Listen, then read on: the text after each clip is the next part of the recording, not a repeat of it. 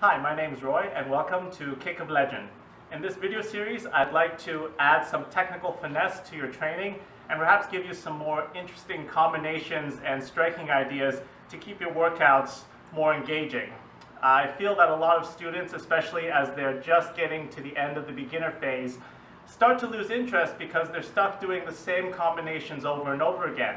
Now, to instructors, I feel your pain when you have a student who can barely execute a double kick wanting to learn jump spinning kick. However, I think we do need to find some kind of compromise to challenge the student and motivate them to develop their body mechanics and technique while still giving them enough of the fundamentals to make sure they're progressing along a proper baseline.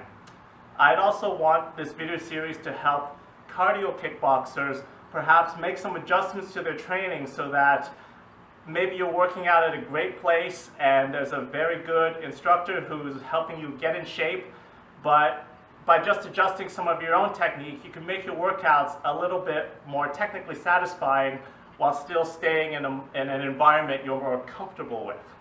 So I'd like to start off with taking a look at protecting your chin and how to keep your shoulders up when you're punching. A lot of students, when they're just starting out, they overcompensate because how do you teach a student to keep his hands up? You punch him in the face. Well, I don't necessarily have a problem with that. Sometimes we don't take that explanation to the second step and explain that you need to protect your face only at certain phases in the delivery and recovery of the punching. So, just to grab a focus mitt here, you may have some hard-headed, adrenaline-heavy students who really need to get tagged pretty hard before the lesson goes in. But quite frankly, your average student, even something as gentle as this, it gets their mind alert, and you don't need to shock them into keeping their hands up. I find that if you shock the casual learner too much, they get extremely tense and they're unable to enjoy the workout because they're so focused on not getting tagged in the face again.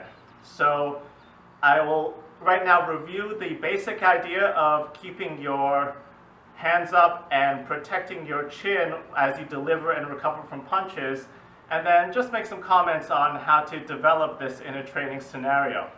So from the side, you see that when I'm outside my striking range, in other words, my sparring partner or pad holder is outside of range when I need to take one step or more to close the distance, my hands are up, rear hand kind of at about cheek level, lead hand somewhere between 90 degrees and pretty close to my shoulder, depends on your teacher and what your predilections are. My chin is down, probably about one fist between my chin and my chest, which protects it but doesn't over torque it, leading to strain behind my neck. And from here, you notice I'm pretty relaxed. Sometimes after we're told to keep our shoulders up, we maintain a stance like this. Not only does this keep us from moving fluidly and smoothly, but it wastes a lot of energy, and you end up having a very unpleasant workout, and you end up being much less efficient over the long term.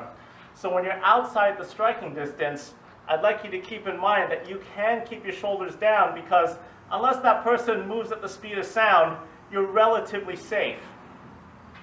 Now when I deliver the punch, as my fist comes out, you notice my shoulder comes up at the same time, so that at the end of delivery, my chin is hidden behind my shoulder. Now, the most common mistake from here is on recovery, dropping the shoulder right away as we bring the fist back. That is the window of opportunity for the counterpunch. So the main thing we have to learn is on recovery from the punch to keep the shoulder up until the fist has returned, and then dropping the shoulder into the relaxed position. And the same is true from the other side. You see, when my right hand is out, I bring it back with my shoulder up, unwind the hips back into position as it comes down only after I finish the punch. So this is a very important idea, and you want to develop this to be smooth so that eventually at full speed you can do it without thinking and you don't have to leave yourself open to the counter punches. So as the trainer, we do want to check our partner on their punch recovery, but do make sure that you're training at an intensity level that allows them to think about it calmly and develop that awareness without getting too wound up over it, I think is something I see with a lot of beginner students and the methods that are used to train them. So again, shoulder comes up as the punch is delivered, shoulder stays up as the punch is recovered, and then down into the relaxed position only after we've recovered from the punch. In my next video series, I will just do a short combination to add some more interest to a basic 1-2 combo, and it will show you how even basic ideas can add some variety and flavor and nuance to a basic drill. So thanks for watching. I hope this video series is useful to the recreational and maybe even semi-pro kickboxing or fitness enthusiasts, as well as instructors, to help make your classes a little more interesting. I'd like to thank my primary teacher, Christian Malgeri, who gave me a wealth of knowledge, and his instructors. I'm not going to go too much into the lineage, but I do want to thank all the associations, and I hope this channel is useful to many of your students. Take care. Bye.